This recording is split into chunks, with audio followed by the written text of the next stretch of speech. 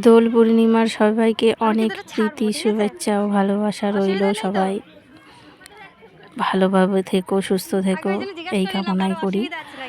আর সবাইকে দেখে বুঝতে পারছো যে সবাই কিভাবে রং খেলেছে। আর প্রত্যেকটা বছরই আমাদের বাড়িতে আসে, এরা এইভাবে রং দিয়ে যায়, আমাদের খুব ভালো লাগে। প্রত্যেকটা বছর এরা খুব বড় অনুষ্ঠান করে, পিকনিক করে, তখন এরা সব সেজে গুজে আমাদের বাড়িতে আসে রং দিতে। আমাদেরও খুব মজা হয়, সবাইকে রং দেই, ভালো লাগে।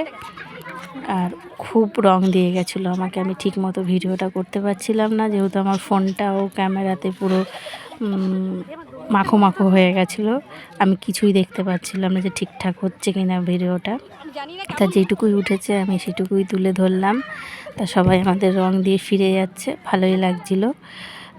দেখো, আর এইদিকে আমাদের বাড়িতে দেখো ছোট ছোট বাচ্চারা কি সুন্দর রং খেলছে। দেখো প্রত্যেকটা বছর এরা কি করবে, সকাল থেকে শুরু করবে রং খেলা, শেষ যখন হয়ে যাবে তারপরে কি করে উঠোনে জল ফেলবে, জল ফেলে ইচ্ছে মতো পিচকারি দিয়ে এর গায়ে ওর গায়ে জল দিয়ে তারপরে উঠোনটাকে কাদা কাদা করবে, করে এইবার লাফালাফি করবে, গড়াগড়ি করবে, কাদা খেলবে।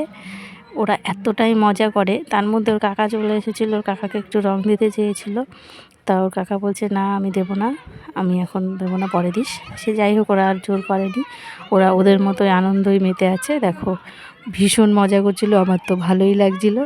প্রত্যেকটা বছর জন্য ওরা এইভাবেই মজা করে। কাকে যেন আবার রং দেওয়ার জন্য ছুটোছুটি করছিল, ভালোই লাগছিলো ওদের দৌড়োদৌড়িটা, আমার এতই ভালো লাগছিলো না। তা যাই হোক, প্রত্যেক বছর যেন সবাই এইভাবেই কাটায়।